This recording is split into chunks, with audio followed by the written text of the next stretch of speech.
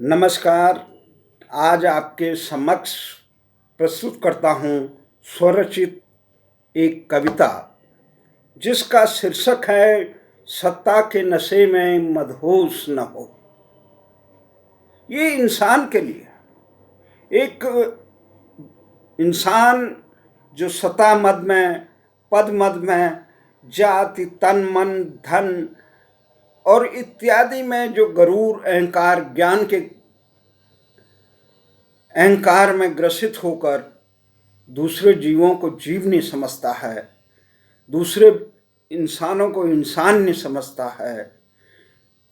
ये कविता इंसान इस अज्ञानता और अहंकार में ग्रसित इंसान की को सही पथ पे ले जाने का काम करती है। 3 दशक पहले जब मैं बीमारी से ग्रसित था तो उस समय मैं दिल्ली के लोकनायक जयप्रकाश नारायण चिकित्सालय में अपना इलाज करा रहा था। 1-2 महीने का समय था। उस इलाज के दौरान चिकित्सालय का वातावरण कितना, और वो भी सरकारी अस्पताल का, दिल्ली के लोकनायक जयप्रकाश नारायण के 3 दशक पुरानी बात है कि जो कविता है उसका शीर्षक है सत्ता के नशे में मदहोश न हो। ये परमात्मा की कृपा से जिन इंसानों को ये बोध होता है कि उनकी ये अपनी चीज है, संसार में इंसान का अपना कुछ नहीं होता, वो अपनी इच्छा से न इस धरती पे आता है, न जन्म लेता है, किस कुल में, किस स्थान पे, किस लिंग में, किस रंग में, किस नस्ल में, किस समय कहाँ उसे जन्म मिल जाए, ये सब परमात्मा की कृपा होती है।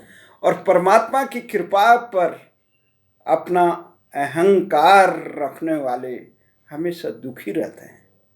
तो इस यथार्थ चीज का ज्ञान परमात्मा की कृपा से मुझे हुआ।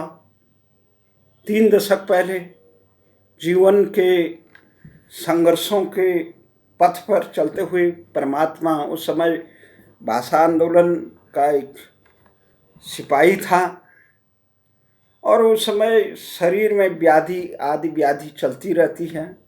व्याधियां ही दुखी इंसान को जीवन के यथार्थ का बोध कराता है। तो आपके सामने प्रस्तुत है वो कविता जो मैंने लोकनायक जयप्रकाश नारायण में 3 दशक पहले निराकार से एक साकार रूप दिया था परमात्मा के द्वारा। मेरा तो कुछ नहीं है, मैं एक माध्यम था। सत्ता के नशे में मदहोश न हो, ये दुनिया को ये बताते हैं। तो दुनिया के आम लोग जो जिस प्रकार अपने गरूरों में रहता है, राग द्वेष युक्ति संसार में करते हैं, तो उनको एक आंखें खोलने के लिए ये कविता थी कि सत्ता के नशे में मदहोश न हो, आंखें खोल कर देख जरा, कितने सुंदर महल थे जो खंडर में हुए अब देख जरा। सत्ता के नशे में मदहोश न हो, आंखें खोल कर देख जरा, कितने सुंदर महल थे जो खंडर में बदले देख जरा।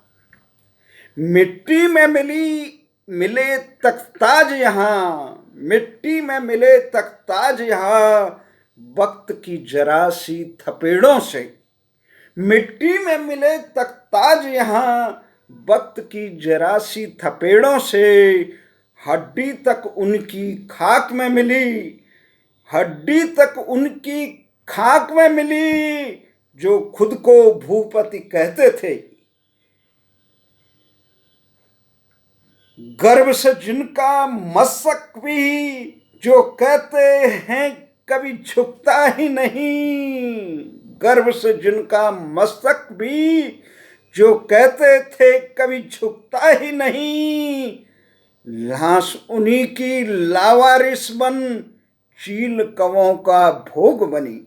सत्ता के नशे में मदहोश न हो, आंखें खोल कर देख जरा, कितने सुंदर महल थे जो खंडर में बदले देख जरा। मत कर तन धन कुल का गौरव, मत कर तन धन कुल का गौरव, सब खाक में मिटते देखा है। मत कर तन धन कुल का गौरव, सब खाक में मिटते देखा है। कहाँ चंद्र सूर्य वंश गए, कहाँ कुरु पुलस्त कुल भूप गए। मत कर तन धन कुल का गौरव, मत कर तन धन कुल का गौरव, सब खाक में मिटते देखा है। मत कर तन धन कुल का गौरव, सब खाक में मिटते देखा है। कहाँ चंद्र सूर्य वंश गए, कहाँ पुलस्त कुल भूप गए। यही धरा में मिट्टी में, यही धरा में मिट्टी में, यही धरा में मिट्टी में, बड़े बड़े दिग्पति धनपति कुबेर मिटे। बड़े बड़े दिग्पति धनपति कुबेर मिटे। न मान किसी को तुच्छ यहाँ, न मान किसी को तुच्छ यहाँ, सब श्री हरि की मूरत हैं। मत मान किसी को तुच्छ यहाँ, सब श्री कृष्ण की ही मूरत है। अपमान न कर, अपमान न कर कभी किसी का, अपमानित श्री हरि ही होंगे। उस परम पिता के सुत हैं सब, उस परम पिता के सुत हैं सब, उनकी कृपा को देख जरा। उस परम पिता के सुत हैं सब, उनकी कृपा को देख जरा। सत्ता के नशे में मदहोश न हो, आंखें खोल कर देख जरा। तुझको तन धन धरती अन्न, तुझको तन धन धरती अन्न, जलवायु दिया उसी ने सब। तुझको तन धन धरती अन्न, जलवायु दिया उसी ने सब। किस बात का करता गर्व यहाँ, किस बात का करता गर्व यहाँ, तू तो उसका ऋणी सदा। किस बात का करता गर्व यहाँ, तू तो उसका ऋणी सदा। सत्ता के नशे में मदहोश न हो, आंखें खोल कर देख जरा। ये जो कविता है और आपके समक्ष जो मैंने प्रस्तुत की, ये जीवन का यथार्थ है। ये जीवन को परमात्मा का एक प्रसाद समझकर, आशीर्वाद समझकर इसको जीवन को जीना चाहिए और सबको परमात्मा का स्वरूप मान के सबके कल्याण में वासुदेव सर्वम और सर्वभूत हिते रता, ये जीवन का एक। जब सब प्राणियों में इंसान परमात्मा का स्वरूप समझेगा तो किसी से घृणा नहीं होगी, किसी से राग द्वेष नहीं होगा, किसी की उन्नति से दुखी नहीं होगी, किसी की पतन से खुशी नहीं होगी। सबकी खुशी में रत रहने का जो एक दिव्य आत्मसात अमृत पान परमात्मा की कृपा से किया जाता है, उसको करो। और इस कविता में आप सभी को मैं आपके सबके जीवन की शुभकामनाएं करता हूँ। ये नवरात्रा का समय है, माँ भगवती की आराधना में तमाम लोग रखते हैं। हमारा तो ये मानना है, जड़ चेतन के कल्याण के कर्म में ही रत रहना सबसे बड़ी पूजा है।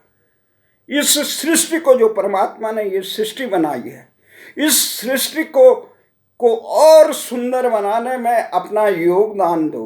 अपने जो सबसे जीवन का सबसे अमूल्य क्षण क्या होता है, यहाँ क्षण होते हैं उस पल को परमात्मा की इस सुंदर कृति को, जो इस सृष्टि है, उसको और सुंदर बनाने में लगो। सबके कल्याण में रत रहे, यही मोक्ष है, यही जीवन का आनंद है। और नहीं तो इंसान कितना भी कमाए, कितने भी बड़े पद पर रहे, कितना भी ऊंचे कुल का हो, तमाम अगर वो इस सत्य तत्व को आत्मसात नहीं करता तो उसका जीवन दुखी रहता है। ये नहीं होता। जिस प्रकार से ये कहा गया है कि जीवन में ये कहा गया है सबसे बड़ा है कि सुखी कौन होगा। ज़्यादा धन पाने से सुखी नहीं होता कोई, और ज़्यादा बड़े पद पर रहने वाला भी, संसार के बहुत अरबपति खरबपति देखे, हजारों हजारों अरब रुपये जिनके पास हैं, वो भी दुखी रहते हैं। एक पल का आनंद, सबने एक सीमित समय, जो जितनी चाबी भरी राम ने उतना चले खिलौना, तो उस समय को कैसे उसमें सुखे दुखे समय कृत्वा लाभो लाभो जय। परमात्मा के कृपा से जो भी सुख दुख संसार में मिलता है उसको आत्मसात करके उसको सत मार्ग पर चलना, यही परमात्मा है। सत का साथ, अन्याय के खिलाफ कर्म करना ही का, कुरुक्षेत्र में उतरने का ही जीवन का एक महान दर्शन है। आप सबके जीवन के कल्याण के लिए ही कामना करते हुए मैं श्री कृष्ण चरणों में इस कविता को समर्पित करता हूँ। जय हिंद।